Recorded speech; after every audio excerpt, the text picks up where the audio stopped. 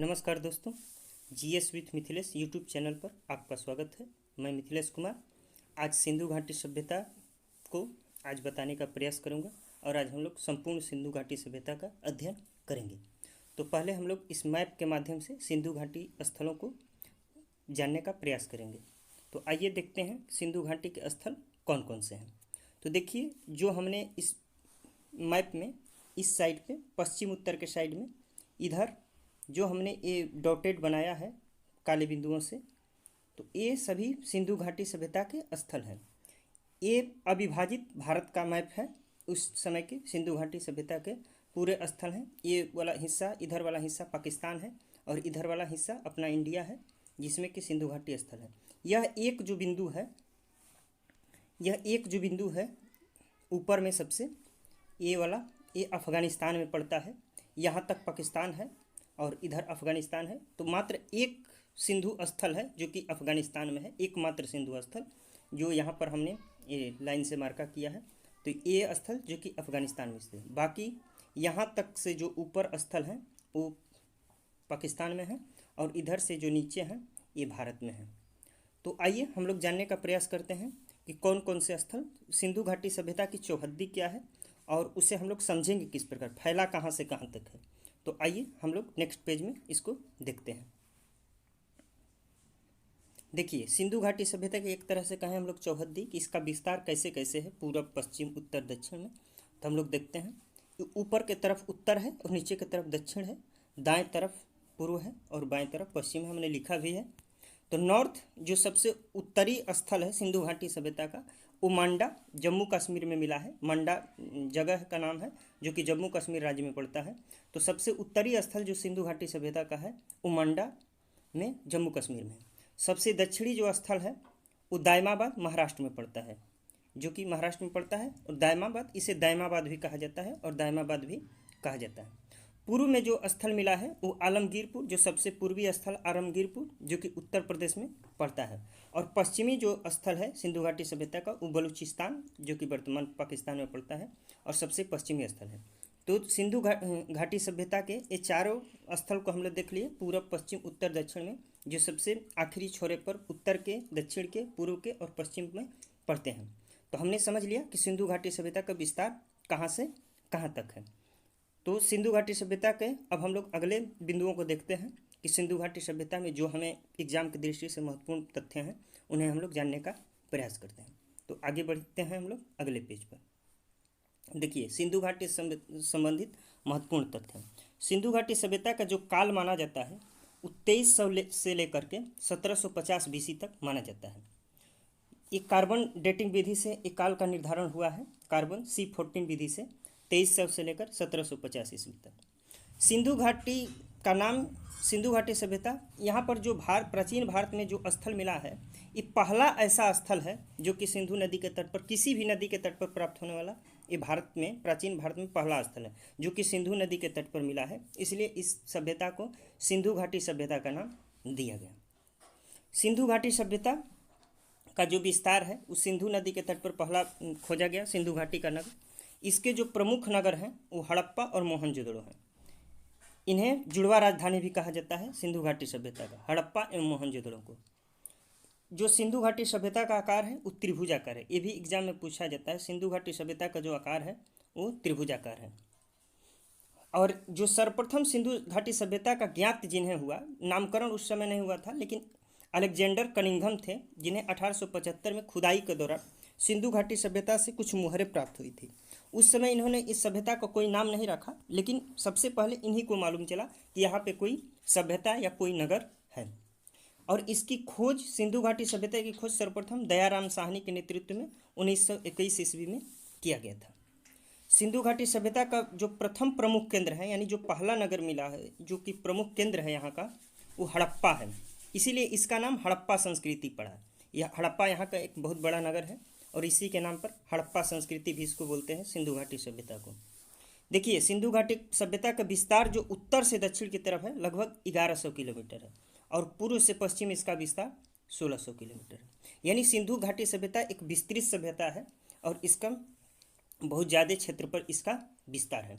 उत्तर से दक्षिण 1100 किलोमीटर और पूर्व से पश्चिम 1600 किलोमीटर।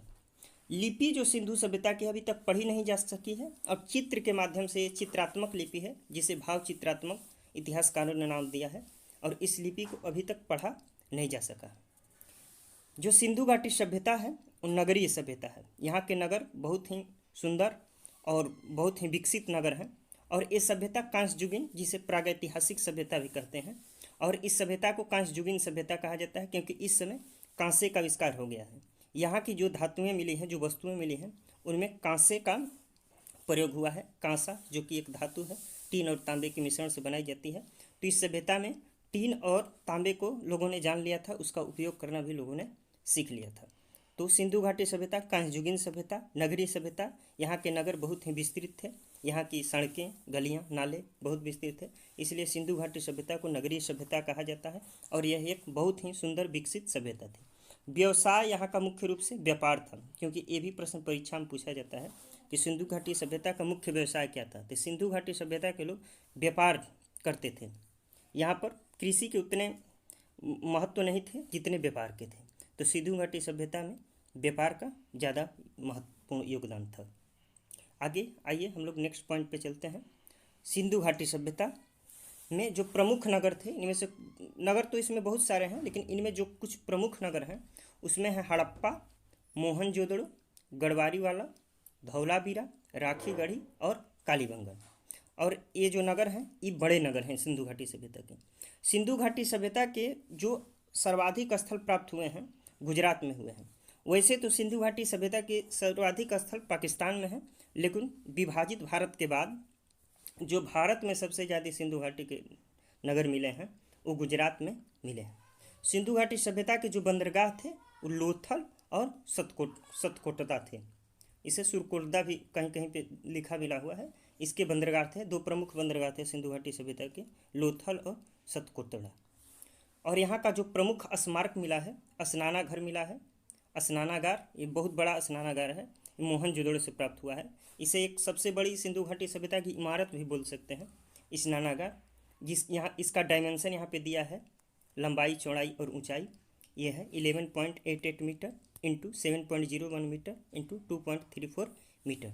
ये इसका डायमेंशन है, पूरा एरिया। इतने बड़े क्षेत्र में ये ऊंचाई, लंबाई और चौड़ाई यहाँ पर इसकी दी गई है स्नानागार के। घरों एवं नगरों का विन्यास ग्रिड पद्धति से, यानी घरों का जो निर्माण होता था वो ग्रिड पद्धति से किया जाता था।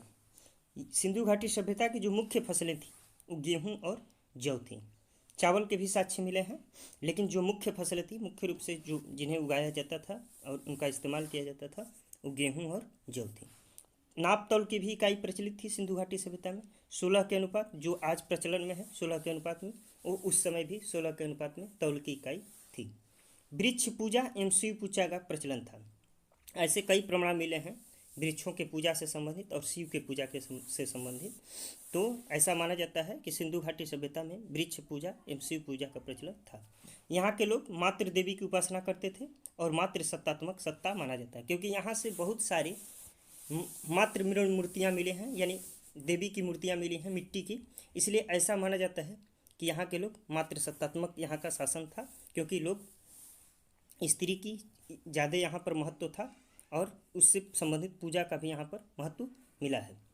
तो इसीलिए ये जो सभ्यता था वो मातृ देवी या अर्थात मातृ सत्तात्मक सभ्यता माना जाता है। आगे पॉइंट पर हम लोग चलते हैं। अब प्रमुख नगरों से प्राप्त वस्तुएं, अब किन किन नगरों से कौन कौन वस्तुएं मिली हैं, यहाँ पे प्रमुख नगरों से कौन कौन वस्तुएं मिली उसको हम लोग देख लेते हैं। कालीबंगन, जो कि सिंधु घाटी की सभ्यता का एक प्रमुख नगर है, यहाँ से जुते हुए खेत और नक्काशीदार ईंटें मिले हैं। कालीबंगन से जुते हुए खेत एवं नक्काशीदार ईंटें प्राप्त हुए हैं। ये सभी पॉइंट एग्जाम की दृष्टि से एकदम महत्वपूर्ण है, क्योंकि इन्हीं पॉइंट से सीधा सीधा उठा के क्वेश्चन बन जाता है। मोहनजोदड़ो से एक नर्तकी की मूर्ति मिली है जो कि कांस्य की है, और इसका भी बहुत सारे एग्जाम में जिक्र हुआ है कि कांस्य की नर्तकी की मूर्ति सिंधु घाटी के किस स्थल से प्राप्त हुआ है, तो मोहनजोदड़ो से नर्तकी की मूर्ति मिली है। कालीबंगन से अग्नि पूजा के साक्ष्य मिले हैं, यहाँ से अग्निकुंड मिले हैं। लोथल और कालीबंगा से जुग्म समाधियाँ, यहाँ के लोग शवों को जुग्म यानी 2 शवों को एक साथ दफनाने की प्रथा थी, तो जुग्म समाधियाँ मिली हैं। चावल के साक्ष्य मिले हैं और मनके बनाने के कारखाने यहाँ से लोथल एवं कालीबंगा से प्राप्त हुए हैं। बनमाली, बनमाली से मिट्टी से बने हल मिले हैं। मिट्टी से हल भी बनाए जाते थे, तो ये बनमाली से प्राप्त हुए हैं। रंगपुर एवं लोथल, रंगपुर एवं लोथल से चावल के दानों के साक्ष्य मिले हैं। और चनहुदड़ो, चनहुदड़ो से मनके बनाने के कारखाने मिले हैं। चनहुदड़ो से भी मनके बनाने के कारखाने मिले हैं। लोथल कालीबंगा से भी मनके बनाने के कारखाने मिले हैं। सुरकोतड़ा, लोथल और कालीबंगल से घोड़े के अस्थि पंजर मिले हैं। यानी इससे पता चलता है कि लोग घोड़ों का भी पालन करते थे, अर्थात सिंधु सभ्यता में घोड़ों का भी महत्व था।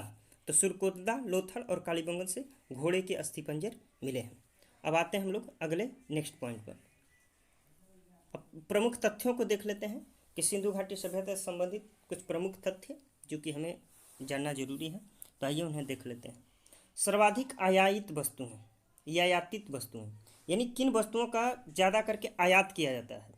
यहाँ से जो भेजे जाने वाले वस्तु थे उनमें तो सूती वस्त्र थे, कपास थे, और उधर से जो आने वाली वस्तु थे ये लोग ज़्यादा करके बहुमूल्य पत्थर और रत्नों का आयात करते थे।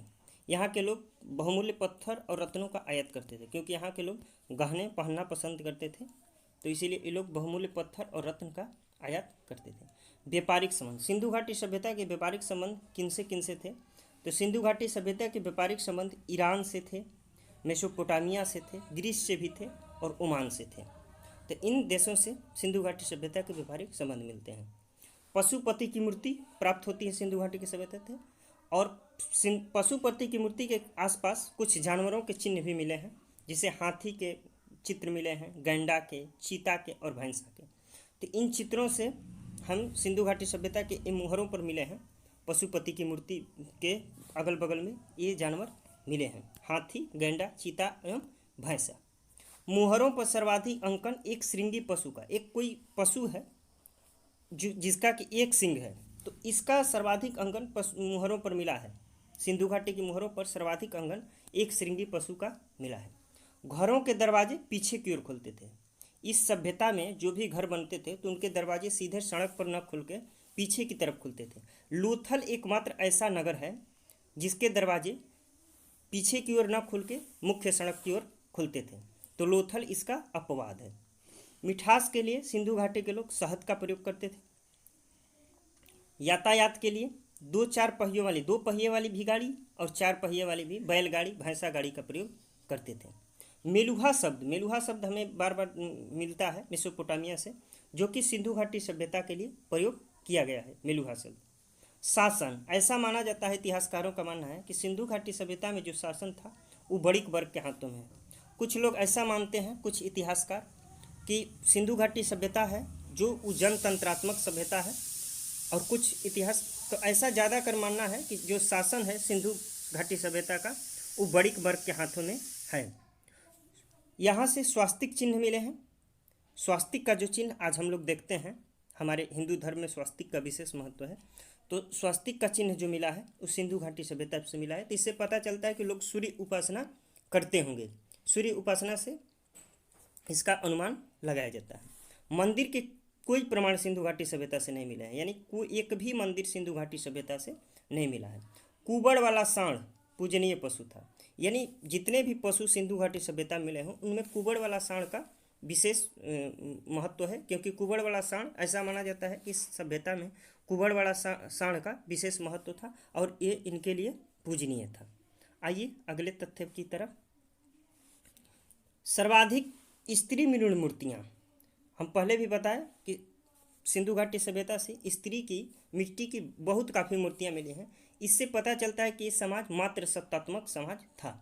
आज का जो समाज पितृसत्तात्मक है, तो इसमें पितृसत्तात्मक समाज नहीं था, मातृसत्तात्मक समाज था।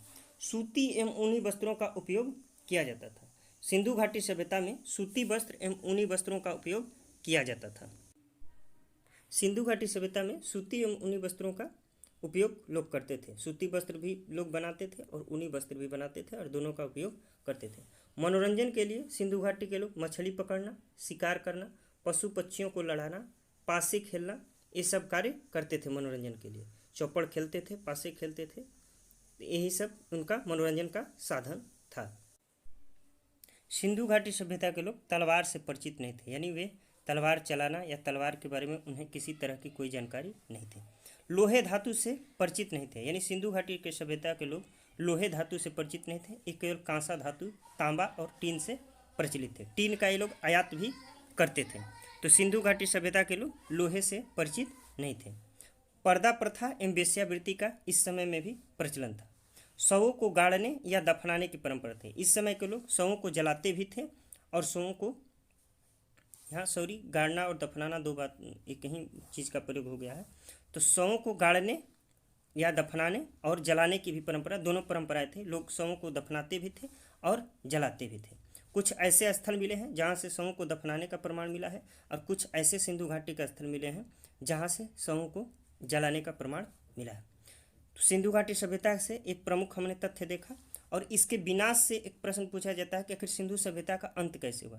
तो सिंधु सभ्यता के अंत के संबंध में विभिन्न इतिहासकारों का विभिन्न मत है, लेकिन ज़्यादा जो संभवतः जो सबसे ज़्यादा कारण माना जाता है वो माना जाता है कि इस सभ्यता का विनाश बाढ़ के कारण हुआ। वैसे तो कोई कहता है सूखा के कारण हुआ, कोई कहता है प्राकृतिक आपदाओं के कारण हुआ, लेकिन इसका जो सबसे ज़्यादा जो सटीक कारण माना जाता है वो माना जाता है कि सिंधु घाटी सभ्यता का विनाश बाढ़ के कारण हुआ।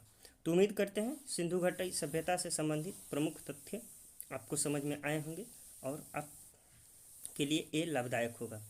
तो इसी तरह के वीडियो देखने के लिए हमारे चैनल GS विथ मिथिलेश को सब्सक्राइब कीजिए, लाइक कीजिए और शेयर कीजिए। धन्यवाद।